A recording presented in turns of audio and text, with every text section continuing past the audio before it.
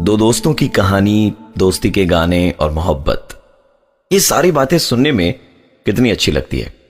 पर आज जिन दो दोस्तों की हम कहानी आपको सुनाने जा रहे हैं, कहीं ऐसा ही कोई दोस्त आपका भी तो नहीं। हर दिन की तरह पुष्कर आज भी डिनर ब्रेक के दौरान अपनी ऑफिस की वर्क स्टेशन से अपने रायपुर के करीबी दोस्त निहार से वीडियो चैट कर रहा था। हर दिन की तरह उन दोनों की बातें भी नॉर्मल थी और बातों ही बातों में निहार ने पुष्कर से पूछा, यार तेरे बगल में बैठकर जो तेरा यार काम करता है, क्या आज वो ऑफिस नहीं आया? निहार का ये सवाल पुष्कर को बड़ा अजीब लगा। उसने निहार से पूछा, यार तू किसकी बात कर रहा है? निहार ने पुष्कर को बताया कि वही आदमी जो व्हाइट शर्ट पहनकर यार हर दिन तेरे बगल में बैठता है, बड़ी अजीब तरीके से घूरता है यार, पता नहीं इतना क्या इंटरेस्ट है उसको हम दोनों की बातें सुनने का। पुष्कर ने निहार की बातों को सीरियसली नहीं लिया, क्योंकि निहार की बचपन से ही आदत थी पुष्कर को अजीबो गरीब इधर उधर की बातें सुनाकर डराने की, जिसकी पुष्कर को अब आदत हो चुकी थी। पुष्कर ने निहार से कहा, मजाक बंद कर यार। लेकिन निहार उल्टे उसे आंखें दिखाते हुए कहता है कि वो इस बार पुष्कर के साथ कोई गंदा मजाक नहीं कर रहा है और ना ही उसे डराने की कोशिश कर रहा है। वो असलियत में जानना चाहता है कि वो इंसान आखिर है कौन जिसे वो हर दिन पुष्कर के साथ वीडियो चैट करते वक्त देखता है। निहार ने पुष्कर को उस आदमी का हुलिया भी बताया। घुंघराले बाल, काली मूछें, रंग गोरा और हाथ में सोने की एक ब्रेसलेट है। पुष्कर ने भूत प्रेत की कहानियां बहुत सुनी थी और यह भी सुना था कि आत्माएं हमारे आस पास भटकती हैं, लेकिन हम शायद उन्हें देख नहीं पाते। पुष्कर जहां बैठता था उसके अगल बगल सिर्फ लड़कियां ही बैठती थी, और अगर निहार के बताए हुए हुलिये की बात करें तो घुंघराले बालों वाला शायद ही कोई पुष्कर के ऑफिस में काम करता था। तो निहार किसकी बात कर रहा था? पुष्कर निहार से बात कर ही रहा था कि अचानक एक जोरदार आवाज ने उसका ध्यान खींच लिया। कमरे की सारी बत्तियां गुल हो गई थी। पुष्कर ने कहा, निहार तू यहीं रुक, मैं 2 मिनट में वापस आया। बाहर जाने पर पता चला कि ट्रांसफार्मर में आग लगने से सारे इलाके की बत्ती गुल हो गई है। पुष्कर का कंप्यूटर यूपीएस की बदौलत अभी भी चल रहा था। वो जब वापस अंदर गया तो यह देखकर हैरान था कि निहार किसी से हंस हंसकर बात कर रहा था। पुष्कर ने कहा कि तू पागल हो गया क्या? किससे बातें कर रहा था? निहार ने बताया कि वो उसी आदमी से बात कर रहा था जिसका जिक्र उसने अभी थोड़ी देर पहले किया था। पुष्कर ने अपने अगल बगल देखा और उसे कोई नजर नहीं आया। उसने कहा, यार मजाक बंद कर निहार। पर निहार ने एक बार फिर कहा कि वो कोई मजाक नहीं कर रहा और वो आदमी जिससे निहार बातें कर रहा था वो इस वक्त पुष्कर के ठीक पीछे खड़ा है। इतना कहने के साथ ही पुष्कर का कंप्यूटर, जो अब तक यूपीएस की बदौलत चल रहा था, वो भी बंद हो गया। पुष्कर की हिम्मत नहीं हो पा रही थी कि वो अपने पीछे घूमकर देखे। पूरे कमरे में शांति थी। तभी उस शांति को भंग करते हुए पुष्कर का फोन बजा। पुष्कर की धड़कनें तेज हो गई थी बस एक फोन रिंग से। शायद जिंदगी में पहली बार एक फोन रिंग से वो इतना डरा होगा। फोन निहार का ही था, लेकिन पुष्कर ने फोन डिस्कनेक्ट कर दिया। एक बार फिर कमरे में पहले जैसे ही शांति छा गई। लेकिन ठीक 10 से 15 सेकंड के बाद पुष्कर का फोन बजा, जो लगातार बजता ही रहा। अंततः परेशान होकर पुष्कर ने फोन उठा ही लिया। निहार ने कहा, यार तू चुपचाप मॉनिटर के सामने क्यों बैठा है, बात क्यों नहीं कर रहा? लगता है तू मुझे देख सुन नहीं पा रहा है। पुष्कर ने कहा, क्या बकवास की बात कर रहा है, मेरा कंप्यूटर बंद पड़ा है। सुनकर निहार ने कहा, ठीक से चेक कर, क्योंकि मैं तो तुझे देख पा रहा हूं। उस दिन पुष्कर और अपनी ऑफिस में काम नहीं कर पाया। हर रोज की तरह ना ही अपने दोस्तों से मिला और ना ही किसी ढाबे पर बैठकर गप्पे मारी। गुड़गांव की कड़कती ठंड में उसके पसीने छूट रहे थे। वो इस कश्मकश वाली परिस्थिति में रायपुर अपनी मां को फोन लगाता है, किंतु किसी कारणवश उसके फोन का उसे कोई जवाब नहीं मिला। निहार की बताई हुई बातें और इस इंसान का हुलिया याद कर सारी रात पुष्कर की आंखों से नींद गायब थी। उसका डर उस पर हावी हो चुका था। किसी तरह आज की यह भयानक रात गुजरी और सुबह जब उसकी आंख खुली तो उसने पाया कि कल रात वो सोफे पर ही लेट गया था और उसके हाथ में लोहे का एक सामान था। उसे बचपन में मां की कही हुई बात याद आ गई। पुष्कर की मां कहा करती थी कि जब भी कभी कोई डर या भय सताए तो हाथ में लोहे का कोई सामान ले लो। शायद बीती रात पुष्कर इतना ही डर गया था कि उसने लोहे का कोई सामान लिया, लेकिन उसे यह बिल्कुल भी याद नहीं कब, कहां और कैसे। पुष्कर ने अपना होश संभाला और ऑफिस के लिए तैयार होने लगा। आज ऑफिस पहुंचने में उसे थोड़ी लेट होने वाली थी, क्योंकि आंख खुलते खुलते काफी समय निकल गया था। अपने ऑफिस के लिफ्ट में भीड़ होने के बावजूद पुष्कर को एक अजीब सा डर लग रहा था। उसे बड़ी घुटन महसूस हो रही थी और ऐसा लग रहा था जैसे कोई बार बार उसके कान के पास आकर उसका नाम ले रहा हो।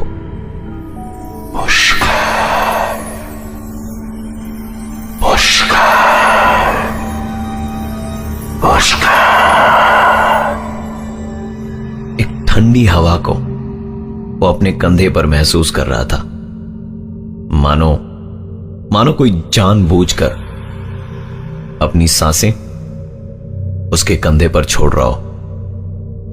जबकि पुष्कर लिफ्ट की दीवार से एकदम कोने में सट के खड़ा था। रात करीबन 2 बजे पुष्कर के फ्लैट की डोरबेल बजी। उसने आधी नींद में ही उठकर हिम्मत जुटाई और दरवाजा खोला, परंतु वहां कोई भी नहीं था। उसे लगा कि शायद उसके ही सुनने में गलती हुई होगी। दरवाजा बंद कर जैसे ही पुष्कर पलटा कि एक बार फिर पुष्कर ने आई होल से देखा तो उसे अपनी आंखों पर विश्वास नहीं हो रहा था। दरवाजे के उस पार उसका दोस्त निहार खड़ा था।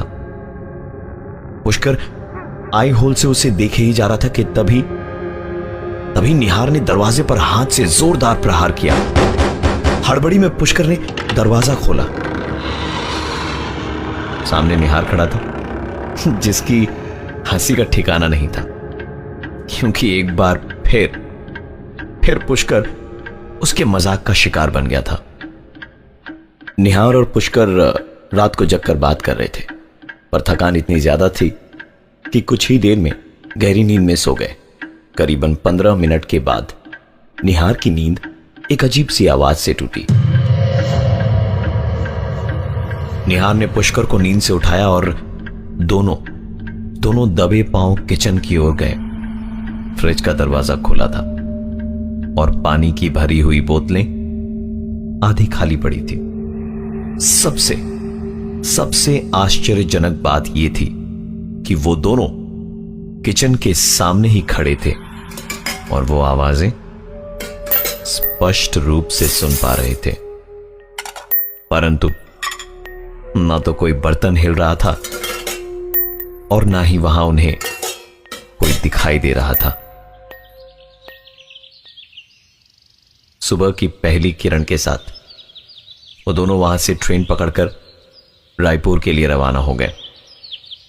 दोनों रायपुर स्टेशन पर रिक्शे की खोज में थे।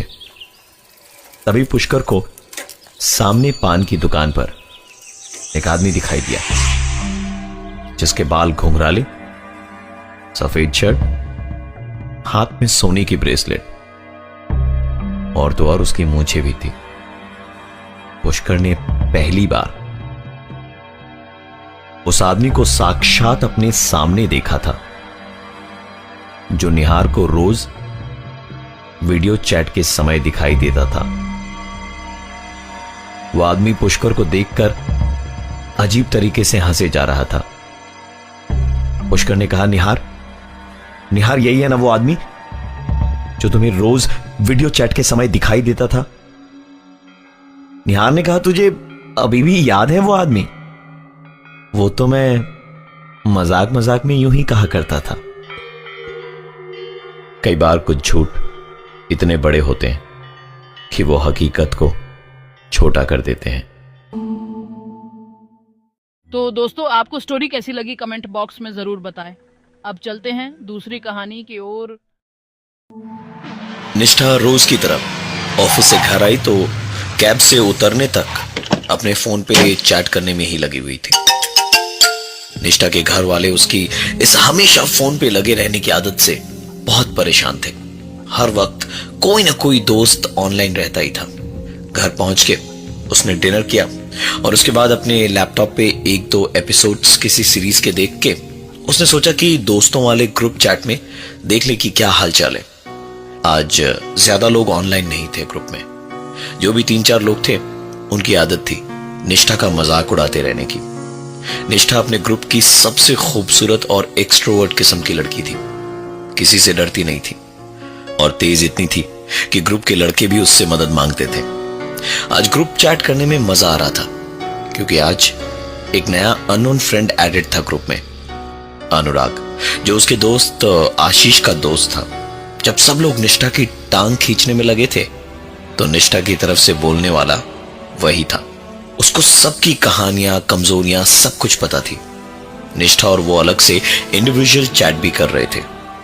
निष्ठा ने उससे पूछा कि तुम्हें इतना सब कुछ सबके बारे में कैसे पता है? तो उसने बताया कि आशीष कभी भी तुम लोगों की बात करना बंद करे तो किसी और की भी सुनूं मैं। निष्ठा ने फिर पूछा, कहां रहते हो तुम? उसका जवाब रात को किसी को भी डरा सकता था। उसने कहा, तुम्हारे पीछे ही तो हूं। निष्ठा को मालूम था कि यह मजाक है, पर जब पीछे पलटकर वापस पलट के उसने स्क्रीन देखा तो अनुराग ऑफलाइन था और ऑफलाइन होने से पहले उसने एक आखिरी मैसेज जो किया था उसमें लिखा था, कल तुम्हें एक बैड न्यूज मिलेगी। निष्ठा को लगा कि यह भी कोई मजाक ही होगा और वो सोने चली गई। अगली सुबह रोज की तरह दादी के साथ वो मॉर्निंग वॉक पे गई। लौट के रोज की तरह दादी बाहर पूजा के लिए फूल तोड़ने के लिए रुक गई और निष्ठा अंदर आ गई। पानी पीते पीते उसने एक आवाज सुनी। अंदर दादी के रूम में जाके देखा तो वहां दादी की डेड बॉडी पड़ी थी और मां ने बताया कि दादी की डेथ उनकी नींद में ही हो गई। निष्ठा तुरंत बाहर भागी। जाके देखा तो वहां दादी के तोड़े हुए फूल जमीन पर पड़े थे। दादी का अंतिम संस्कार करके जब निष्ठा के पिताजी और परिवार वाले लौटे तो घर में कदम रखते ही निष्ठा के पिताजी फर्श पे गिर पड़े। उन्हें उठाने गए तो देखा उन्हें बहुत तेज बुखार है। उनका शरीर आग की तरह बुरी तरह तप रहा था। निष्ठा के पिताजी को परिवार वालों ने उठाकर बिस्तर पर लिटाया और तुरंत डॉक्टर को बुलाया। डॉक्टर ने बताया कि शायद शॉक की वजह से उनकी ऐसी हालत हुई है और कुछ दवाइयां लिख दी। करीबन 3-4 घंटों के बाद उन्हें होश आया और जैसे ही होश में आए वो कुछ बड़बड़ाने लगे और धीरे धीरे उनका ये बड़बड़ाना तेज होता जा रहा था। परिवार के सारे सदस्यों ने वो नजारा देखा जहां निष्ठा के पिताजी ने कहा, निष्ठा जब देखो फोन पे लगी रहती है, मेरी दवा का भी कोई ख्याल नहीं रखा तूने। तेरी वजह से मरना पड़ा मुझे। देखना एक दिन सब कुछ तेरी जान लेकर रहेगा।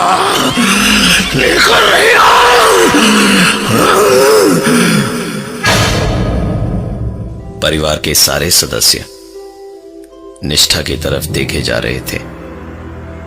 बस इतना देखना और सुनना था कि निष्ठा अपने कमरे में रोती हुई भागी और फिर बाहर से जो सबको सुनाई दी वो थी चीजों के टूटने फूटने की आवाजें।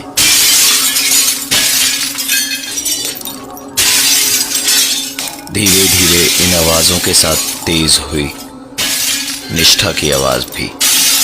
मेरी वजह से हुआ है, मेरी वजह से हुआ है सब कुछ, मेरी वजह से हुआ है, मेरी वजह से हुआ है, मेरी वजह से हुआ है। साफ समझ में आ रहा था कि निष्ठा खुद को थप्पड़ मार रही थी और बोलती जा रही थी। थोड़ी देर बाद निष्ठा की आवाज बदलने लगी और थप्पड़ की आवाजें और तेज होती जा रही थी और आवाज बाहर अब कुछ यूं आ रही थी।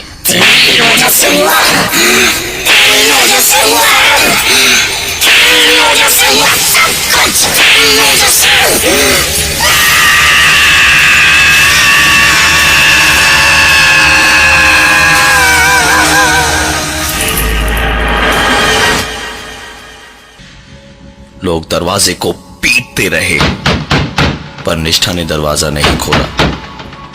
जब लोगों की सारी कोशिशें नाकाम हो गई तो उन्होंने दरवाजे को तोड़ दिया। अंदर का नजारा बहुत भयानक था। कमरे की सारी चीजें उथल पुथल थी।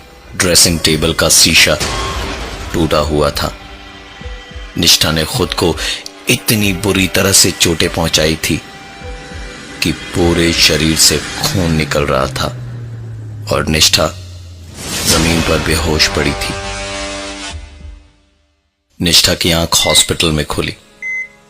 वक्त रात का था।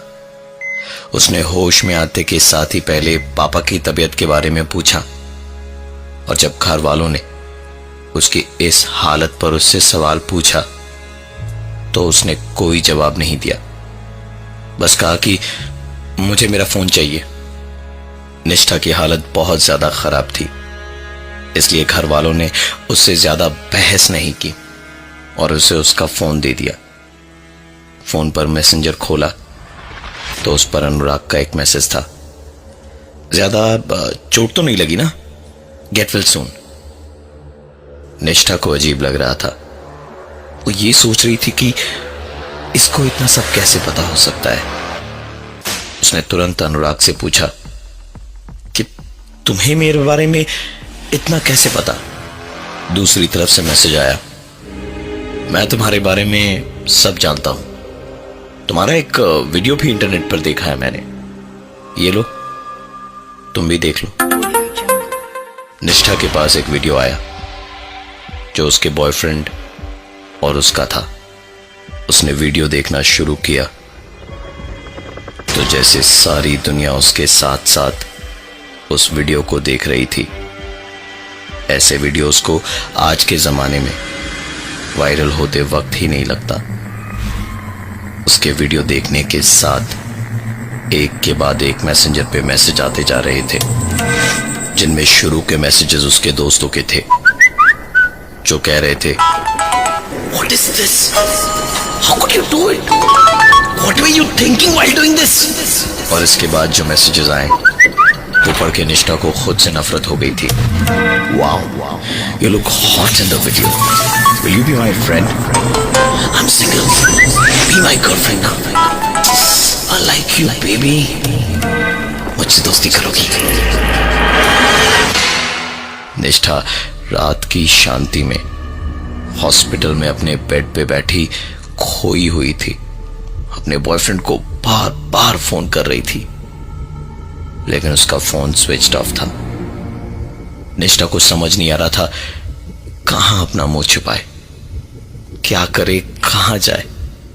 इतने में ही अनुराग का एक मैसेज और आया, एक वीडियो और है, इसको तो जरूर देखना। इतना लिख के उसने वीडियो सेंड कर दिया। वीडियो डाउनलोड करके देखा तो उसके बॉयफ्रेंड का ही वीडियो था, लेकिन इस बार लड़की साथ कोई और थी। निष्ठा को अपने आप से नफरत हो रही थी। उसने अनुराग से पूछा, कौन हो तुम? उसका जवाब आया, वही बदनसीब जिसको इसी लड़के के लिए तुमने छोड़ दिया था। निष्ठा ने तुरंत आशीष को फोन किया तो पता चला कि अनुराग नाम का उसका कोई दोस्त ही नहीं था। निष्ठा सोच में ही थी कि उसने अपने एक्स बॉयफ्रेंड निकुंज को फोन किया तो फोन निकुंज की बहन ने उठाया, जिससे बात करने पर पता चला कि निकुंज की मौत तो तकरीबन 4 महीने पहले यूएस में एक रोड एक्सीडेंट में हो गई थी। निष्ठा को न जाने क्या सूझी कि उसने चैट पे ही अनुराग से पूछा, क्या तुम निकुंज हो? उधर से रिप्लाई में बस एक स्माइली आई। निष्ठा पागलों की तरह उससे बार बार पूछे जा रही थी कि क्या तुम निकुंज हो, प्लीज मुझे बताओ। और उसके दिमाग में सिर्फ यही घूम रहा था कि कैसे अपनी खूबसूरती के गुमान में निष्ठा ने 2 अफेयर एक साथ रखे और जब पकड़ी गई तो उल्टे निकुंज को बोल दिया था, तो मुझे दे ही क्या सकते हो, तुम अपना रास्ता देखो, मैं मजे में हूं। निष्ठा को अब शायद जिंदगी भर अनुराग के जवाब की तलाश रहेगी कि क्या वो ही निकुंज है। अगले दिन सुबह सलाइन की नीडल निष्ठा के गले में आर पार मिली। खून की कमी से सारा शरीर सफेद पड़ गया था। डिप्रेशन में आकर निष्ठा ने भी सुसाइड करने की कोशिश की, पर हॉस्पिटल वालों के इमीडिएट एक्शन से उसकी जान बचा ली गई। जान तो बची, पर निष्ठा को वो बचा नहीं पाए, क्योंकि इन सारे हादसों के बाद निष्ठा इस कदर पागल हो गई कि आज भी वो मेंटल असाइलम में है और दीवार पर उसके कमरे में चारों तरफ सिर्फ एक ही शब्द लिखा है, टाइपिंग TYPING।